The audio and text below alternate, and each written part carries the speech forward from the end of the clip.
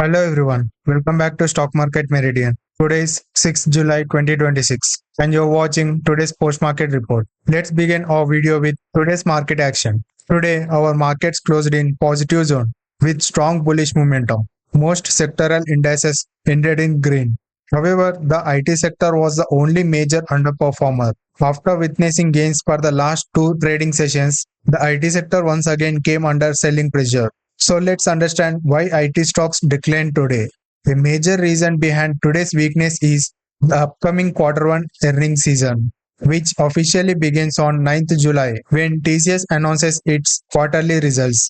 Brokerages believe the Indian IT sector is entering a challenging phase because of geopolitical uncertainties, weaker global demands, and rapid AI driven structural changes. The main key concerns are: first, revenue growth is expected to remain extremely weak. Most brokerage firms expect revenue growth for top IT companies to remain between -1% to +1%, with companies like HCL Tech and Wipro expected to lower the upper end of their guidance. Second is operating margins continues to face pressure due to annual salary hikes and slower client spendings. Although the weaker rupee provides some support, companies like TCS will still face the impact of wage revisions during this quarter.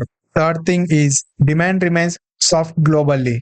Even Accenture recently highlighted slower technology spending worldwide, which has reduced investor confidence across the IT sector. And fourth thing is geopolitical conflicts continue to delay client decision making. Companies are becoming cautious about technology budgets, which is expected to keep management commentary relatively weak this earnings session. And finally, hiring has slowed down significantly. Instead of mass recruitment, IT companies are now focusing only on specialized AI talent. In fact, the TCS chairman recently stated that the company will no longer hire at the same scale as before because AI agents are gradually replacing several routine human tasks. This is the primary reasons why IT stocks remained under pressure today. Moving to our next update, shares of Cupid gained around 6% today, extending their 1 week rally to over 11%. The stock has already delivered an impressive 52% return in just 1 month, around 147% in 6 months, and nearly 880% over the last 1 year. The company announced that it is confidently on track to generate more than 150 crores revenue in the first quarter, making it one of the strongest quarterly starts in its history. Because of the strongest momentum, management has increased its full year financial year 2027 revenue guidance by at least 10%. Earlier, the company expected around 600 crores revenue. Now it expects revenue to cross 660 crore rupees. The growth is being driven by strong international healthcare demand, including a long-term supply agreement with Netherlands. And the company is also witnessing strong demand in its lubricant business and continued progress in its IVD diagnostic segments. Now tell me in the comments, after delivering such extraordinary returns, do you think Cupid still has further upside? If you are already invested in this company or known something more about it, share your thoughts in the comment section. Before moving further, a quick reminder. I upload pre-market report every morning before market opens and also post-market reports every evening after market close. If you don't want to miss any important market updates, make sure you stay connected with Stock Market Meridian and please subscribe to our channel. Now let's discuss today's developments from Vedanta Group. Today, Vedanta Oil and Gas declined around 8%, while Vedanta Iron and Steel fell nearly 5% and Vedanta Power dropped 5.5%. Because of there was a profit booking we can see. As discussed in our morning pre-market report, the decline was mainly triggered by the company's first quarter production data. You can watch the video after this, so I am not repeating that data again here. Looking ahead, there are some positive signs also. The company plans to adopt an end-to-end outsourcing model for exploration and drilling to improve further production. Another positive development is that ICRA has assigned an AA plus stable credit rating to Vedanta Oil and Gas, reflecting its long-term financial growth. If you are finding these updates useful, don't forget to like this video and please share it with at least one friend. It really helps the channel to grow.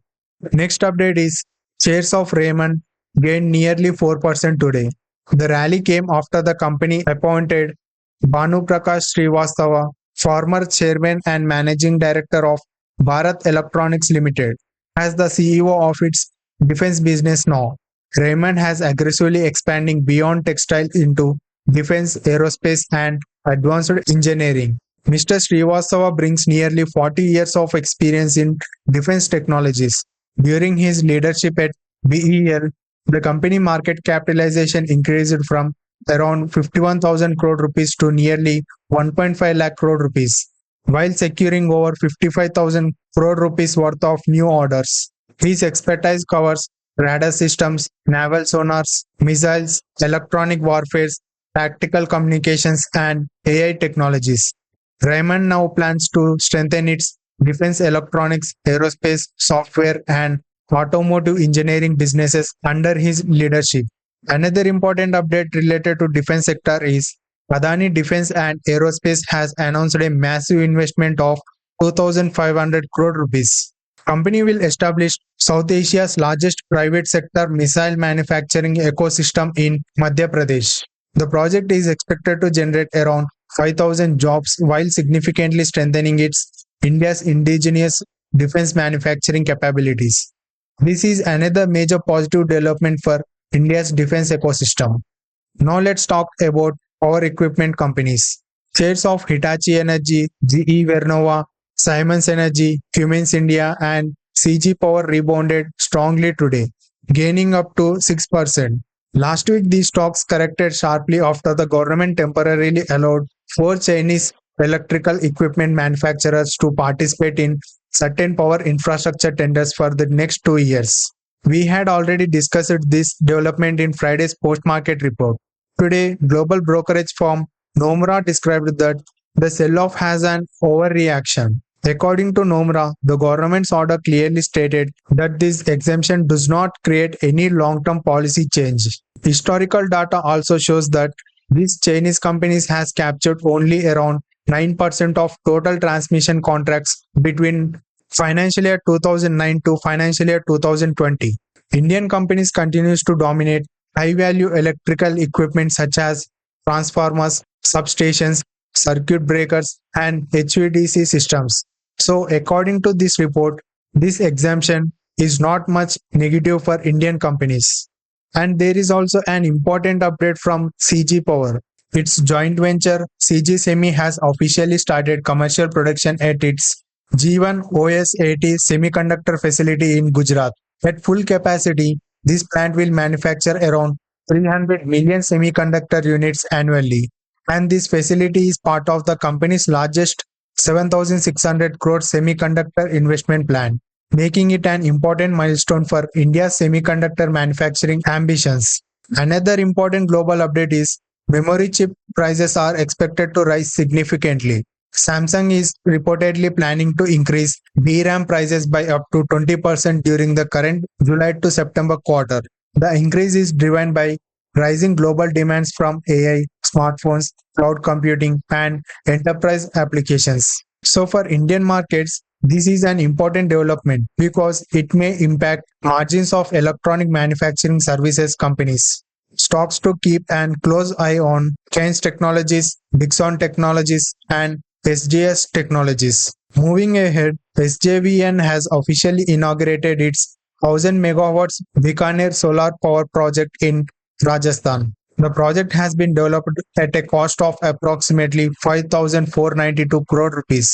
Out of the total capacity, Rajasthan receives 500 megawatts, Jammu and Kashmir gets 300 megawatts, and Uttarakhand receives 200 megawatts of units. Overall, this is a positive long-term development for the company.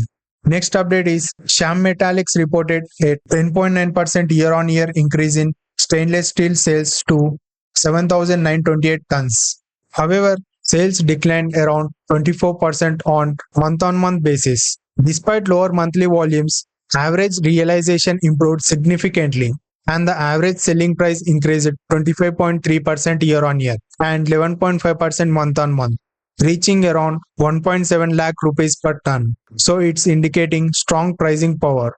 And another important update is Diamond Power Infrastructure has secured a massive order worth. The company will supply HT and LT power cables for 310 megawatts to Hyderabad data center. The project involves major companies like L&T, Sterling and Wilson, and Blue Star. This is one of the largest cable supply contract in India's growing data center industry. Following this announcement, the stock hit 10% upper circuit today. Next update is Poonawalla Fine Corp reported asset under management of approximately 67,000 crore rupees as of June 30, 2026. And the company also continues to maintain a healthy liquidity position with nearly 4,000 crore rupees in cash reserves, highlighting its strong financial stability. And our final company update is Enviro Infra Engineers has secured a new EPC order worth 256 crore rupees. The project involves developing energy efficient sewage treatment infrastructure in Varanasi, Uttar Pradesh. This order further strengthens the company's order book and long-term growth visibility. So these were all the important market updates for today.